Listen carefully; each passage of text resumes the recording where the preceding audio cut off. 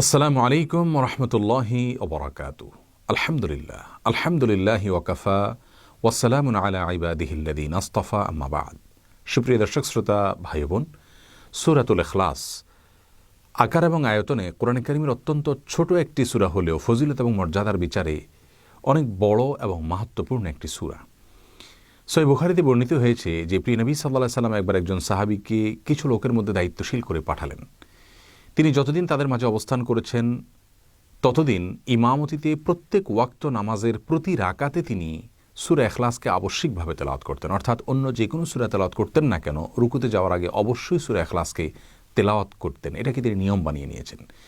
বিষয়টি প্রিয় নবী সাল্লাল্লাহু আলাইহি সাল্লামের নজরে আনা হলে তিনি লোকটিকে ডেকে এর কারণ সম্পর্কে জানতে চাইলেন। তখন তিনি বললেন, ইয়া রাসূলুল্লাহ, এর কারণ হলো সূরাতুল ইখলাস এটি সিফাতুর রহমান, অর্থাৎ এই সূরায় আল্লাহ রাব্বুল আলামিনের গুণের আলোচনাই শুধুমাত্র করা হয়েছে। এই সূরার আলোচ্য বিষয় স্বয়ং আল্লাহ রাব্বুল আলামিন, আল্লাহ ছাড়া অন্য কোনো বিষয়ের আলোচনা এই সূরাতে করা হয়নি। এই সূরায় শুধুমাত্র তাওহীদের আলোচনা করা হয়েছে, যার কারণে এই সূরার প্রতি আমার ভালো লাগা এবং ভালোবাসা কাজ করে। সেই জন্য প্রত্যেক ওয়াক্তের প্রতি রাকাতে এই সূরা তেলাওয়াত না করে আমি থাকতে পারি না।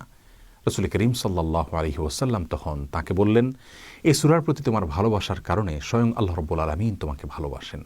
আরেকটি বর্ণনায় এসেছে যে একজন ব্যক্তি রাসূল আকরাম সাল্লাল্লাহু আলাইহি সাল্লামকে বললেন, ইয়া রাসূলুল্লাহ, আমি সূরা ইখলাসকে ভালোবাসি। তখন তিনি বললেন, সূরা ইখলাসের ভালোবাসা তোমাকে জান্নাত পর্যন্ত নিয়ে যাবে। সহিহ বুখারীতে আরও বর্ণিত হয়েছে যে প্রিয় নবী সাল্লাল্লাহু আলাইহি সাল্লাম সূরা ইখলাসের ফজিলত সম্পর্কে বলেছেন যে এটা তা'দিলু সুলুসাল কুরআন, অর্থাৎ কোরআনে কারীমের 1/3 সমপর্যায়ের, 3/1 সমপর্যায়ের। এই হাদিসের ব্যাখ্যায় মুহাদ্দিসদের কেউ কেউ বলেছেন যে এর অর্থ হলো কোরআনে কারীমের আলোচ্য বিষয় 3টি, তর মধ্যে থেকে একটি হলো তাওহীদ। যেহেতু এই সূরায় শুধুমাত্র তাওহীদ সম্পর্কে আলোচনা করা হয়েছে, এই জন্য এটাকে কোরআনে কারীমের 1/3 বা 3/1 তথা 3টি বিষয়বস্তুর একটি বিষয়বস্তু সমৃদ্ধ সূরা বলে আখ্যায়িত করা হয়েছে। যদিও বেশিরভাগ মুহাদ্দিসদের ব্যাখ্যা হলো যে এই হাদিস দ্বারা রাসূল আকরাম সাল্লাল্লাহু আলাইহি ওয়াসাল্লাম বোঝাতে চেয়েছেন, সূরা ইখলাস যদি কেউ একবার তেলাওয়াত করেন তাহলে আল্লাহ রাব্বুল আলামিন তাকে গোটা কোরআনে কারীমের 1/3 বা 3/1 তেলাওয়াত করলে যে পরিমাণ সওয়াব হয় সেই পরিমাণ সওয়াব দান করবেন। তাহলে কেউ যদি 3বার সূরা ইখলাস তেলাওয়াত করেন, আল্লাহ রাব্বুল আলামিন তাকে কোরআনে কারীম শুরু থেকে শেষ পর্যন্ত পড়ে শেষ করলে, খতম করলে যে পরিমাণ সওয়াব হয় সেই পরিমাণ সওয়াব দান করবেন।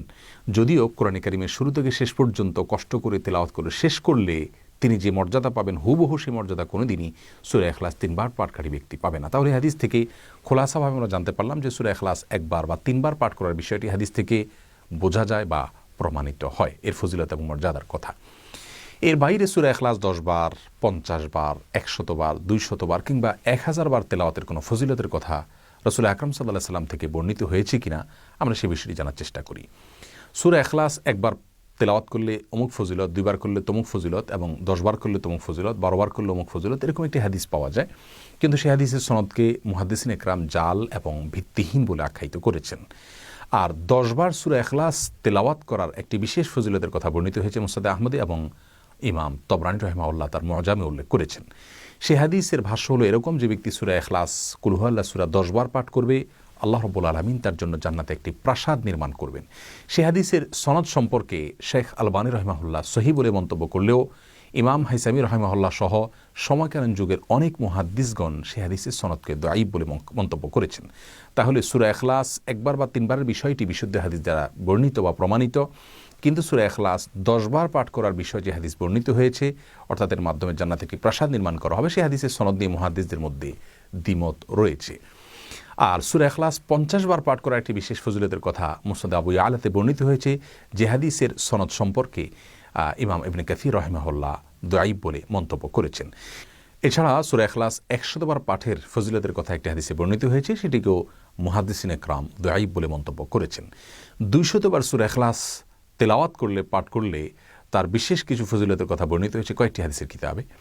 যেমন ইমাম সুয়ুতী রাহিমাহুল্লাহ দুরুল মানসুরে বাইহাকির বরাতে একটি হাদিস উল্লেখ করেছেন যে 200 বছরের গুনাহ মাফ হয়। আবার তিরমিজিতে এবং আবু ইয়ালাতে একটি হাদিস বর্ণিত হয়েছে সূরা ইখলাস 200 বার পাঠের। তিরমিজির বর্ণনা অনুযায়ী 200 বার সূরা ইখলাস কেউ পাঠ করলে একদিনে আল্লাহ রাব্বুল আলামিন তার 50 বছরের গুনাহ মাফ করে দিবেন। যদিও তিরমিজির এই বর্ণনায় একাধিক বর্ণাকারী রয়েছেন, যাদের ব্যাপারে ইমাম ইবনে কাসির রাহিমাহুল্লাহ দাঈফ বলে মন্তব্য করেছেন এবং বুখারী রাহিমাহুল্লাহ দাঈফ বলে মন্তব্য করেছেন। এছাড়াও সূরা ইখলাস 200 বার পাঠের বিশেষ কিছু চটকদার ফজিলতের কথা অনেকগুলো ভিডিও ক্লিপে পাওয়া যায়, যেমন সূরা ইখলাস যদি ওযু করে কেউ প্রতিদিন 200 বার তেলাওয়াত করেন তাহলে তার 9টি বিশাল বড় ফজিলত অর্জিত হবে, অমুক ফজিলত অর্জিত হবে। এরকম অনেকগুলো চটকদার এবং মুখরোচক ফজিলতের কথা বর্ণিত হয়েছে, যেগুলোর কোনো ভিত্তি রাসূল করিম সাল্লাল্লাহু আলাইহি ওয়াসাল্লামের কোনো হাদিস থেকে খুঁজে পাওয়া যায় না। তাহলে খোলাসা কথা হলো, সূরা ইখলাসের ফজিলত এটি মূলগতভাবে প্রমাণিত রাসূল আকরাম সাল্লাল্লাহু আলাইহি ওয়াসাল্লামের বিভিন্ন হাদিস দ্বারা। অতএব সূরা ইখলাস যত বেশি সংখ্যকবার সম্ভব আমরা তেলাওয়াত করার চেষ্টা করব, এর মর্ম, এর শিক্ষা নিজেদের ভেতরে ধারণ করার চেষ্টা করব।